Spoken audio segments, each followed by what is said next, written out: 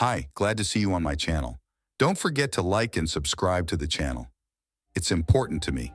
Have a good view. In recounting the events of the fall of the troubling year 1983, it is difficult to find the starting point when the whole story began, and the world began to slip, first slowly and then more and more quickly, to a full-scale conflict between the two superpowers.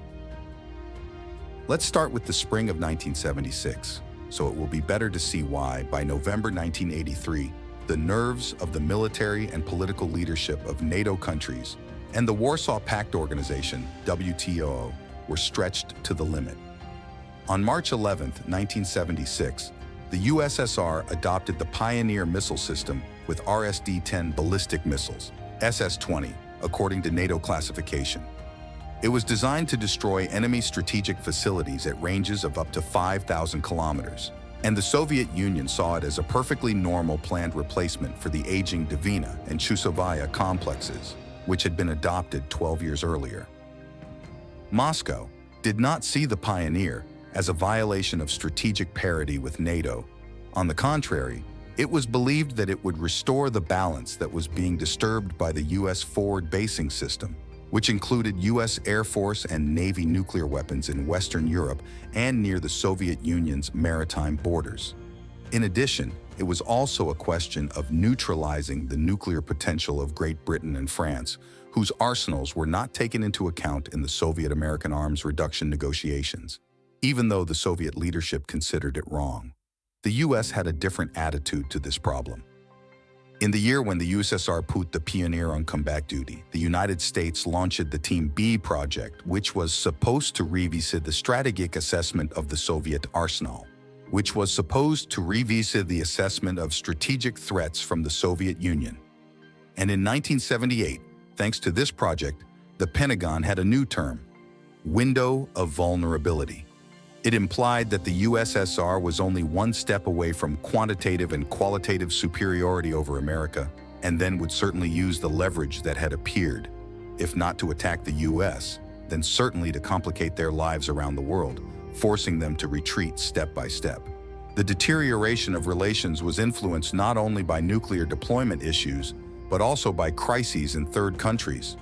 Thus, after the overthrow of Amin and the Soviet invasion of Afghanistan, President Carter's administration postponed ratification of the Strategic Arms Limitation Treaty, SALT II, curtailed Soviet-American cultural and economic exchange, limited bilateral trade, and boycotted the Olympic Games in Moscow.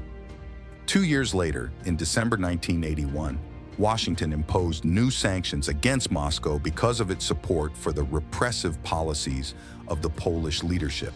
Deliveries of oil and gas equipment and electronic computer equipment were stopped. Negotiations on grain were postponed. Work on bilateral agreements in the field of energy, scientific and technical cooperation, and space was curtailed, and Aeroflot flights to New York were suspended.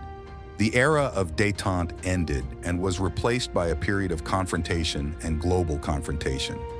On July 25, 1980, U.S. President Jimmy Carter signed a secret directive number 59, which fixed the approaches to the new U.S. nuclear strategy.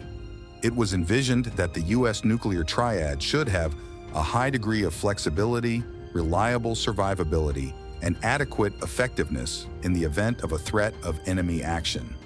If the deterrence policy failed, the United States had to be capable of successfully waging war so that the enemy could not achieve its objectives and suffer unacceptable casualties.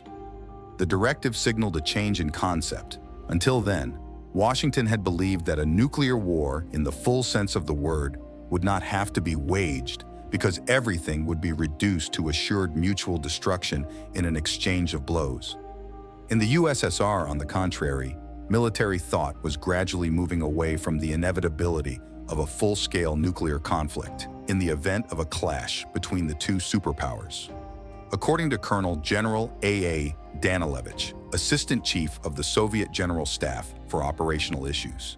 At the Command and Staff Exercises, CST, of the IAB troops, operations were played out to defeat the NATO grouping in West Germany and reach the Rhine on the 7th day after the start of hostilities. It did not escape the eye of the likely enemy that at the military maneuvers Brotherhood in Arms Held on the territory of the GDR in the autumn of 1980, the topic of actions and the conditions of the use of weapons of mass destruction was not in the first place at all, but Mi-8 and Mi-24 helicopters were massively used. River fording, landing of Marines on the Baltic coast, and landing of a full parachute regiment from a height of 400 meters were practiced.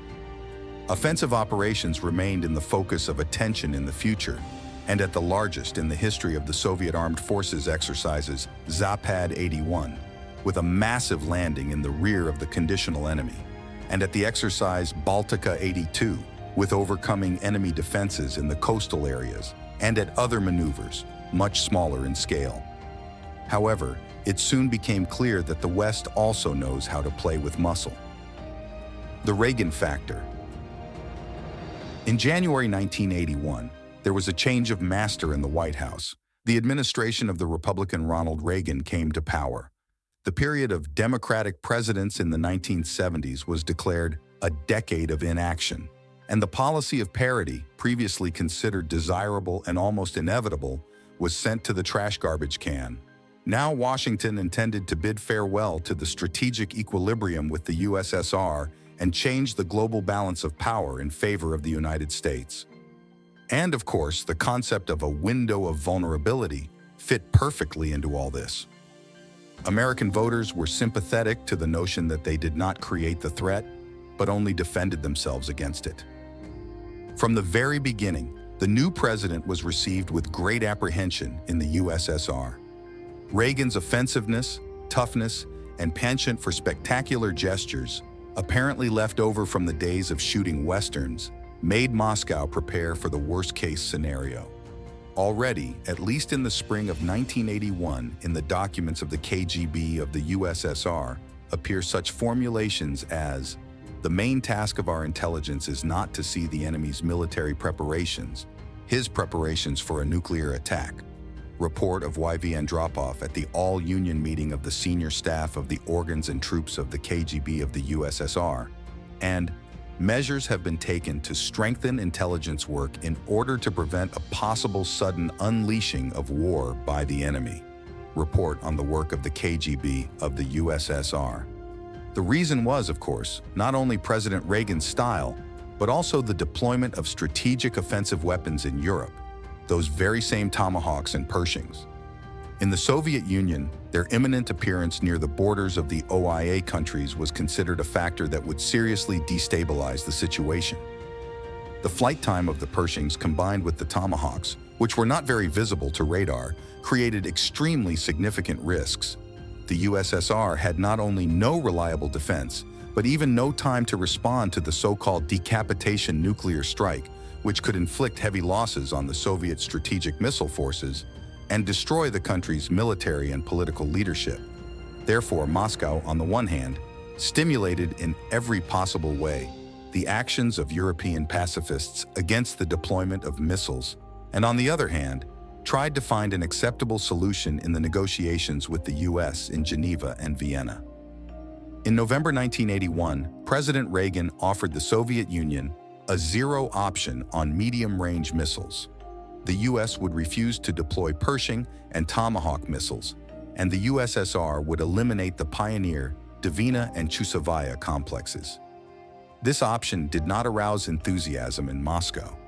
It was perceived as an offer by the USSR to disarm unilaterally, since Soviet missiles had already been deployed, while American missiles had not yet been deployed in Europe. As a gesture of goodwill, the Soviet leadership unilaterally imposed a moratorium on the deployment of nuclear weapons in the European part of the USSR in March 1982, and in May began to reduce medium-range missiles, of course, at the expense of planned decommissioning of obsolete systems. The initiatives were also backed up by a show of force.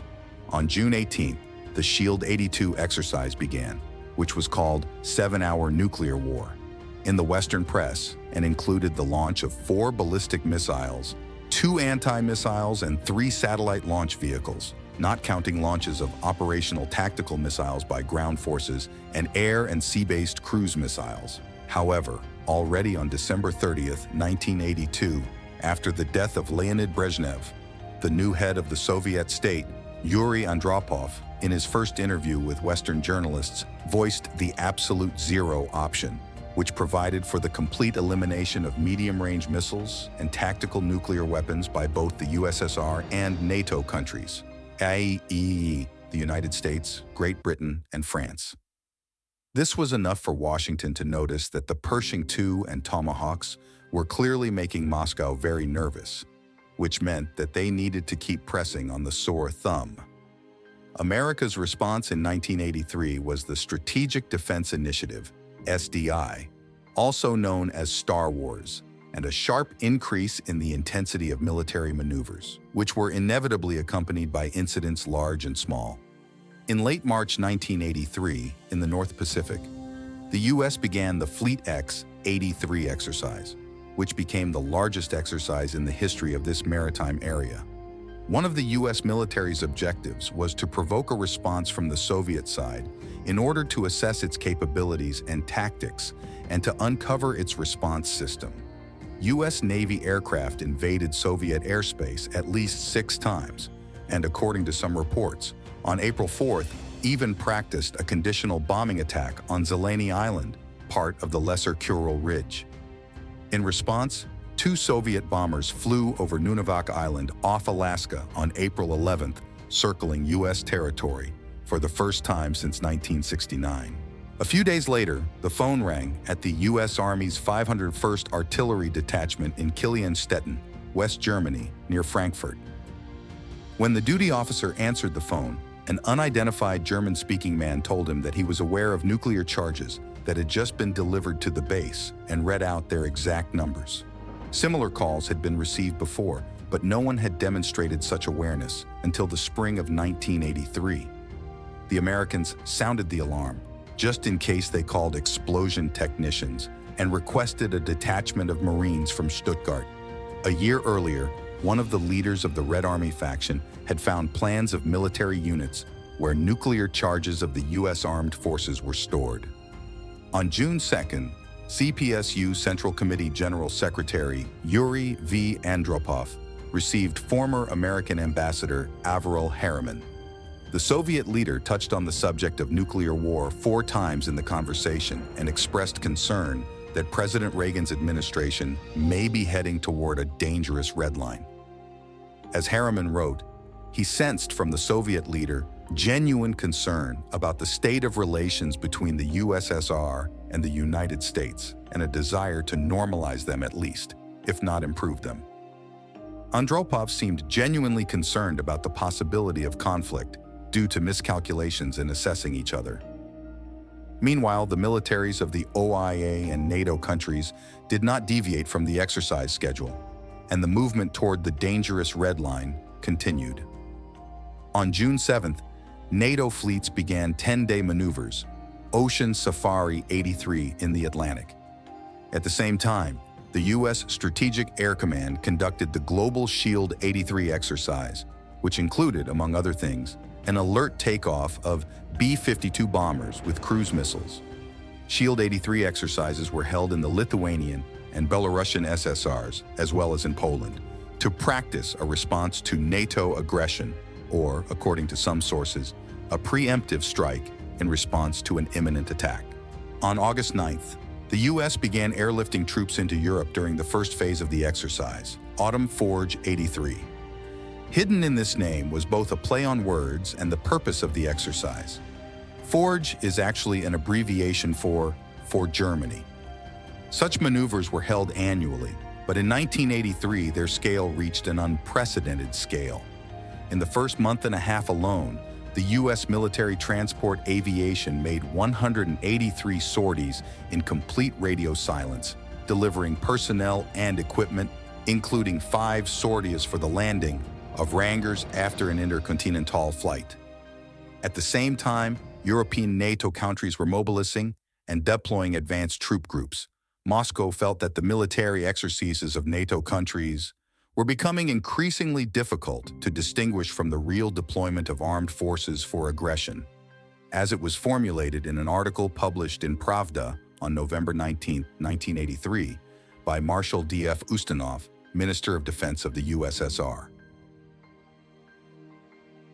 The Cold Fall of '83, the death of the Korean Boeing, which entered Soviet airspace on the night of August 31st, September 1st, complicated the already difficult situation, but did not lead to a decrease in the intensity of reconnaissance and training operations on both sides. In September, the Soviet Navy began the Ocean 83 maneuvers, which for the first time since 1975 had a global scope. From the North Atlantic to the Indian Ocean, forces stationed on the territory of countries friendly to the USSR, including Vietnam, Cuba, Syria, and Ethiopia, were involved. NATO countries continued Autumn Forge 83. On September 19th, the second stage of the exercise began, which involved another 170 flights of U.S. military transport aircraft and an active phase of military maneuvers from the north of Norway to the eastern borders of Turkey, with the participation of at least 19,000 U.S. servicemen and another 40,000 from other countries of the North Atlantic bloc. As reported in the February 1984 issue of Military Thought, the culmination and at the same time the final stage of Fall Forge 83 was to be the exercise Able Archer. Only a few hundred players took part in them, including NATO headquarters, the U.S. Chiefs of Staff Committee, and the British Ministry of Defense. The exercise was held annually, but in 1983, unlike previous years, the situation was much more tense.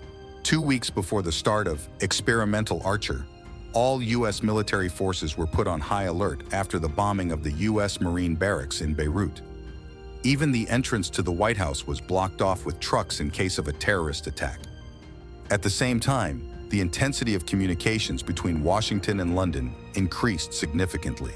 Ronald Reagan and Margaret Thatcher, who had been informed of the invasion of Grenada only an hour before the operation began, discussed the situation in the Caribbean in elevated tones. But Moscow, of course, did not know the reasons. And against the background of the transfer of American troops to Europe, it all looked pretty bad.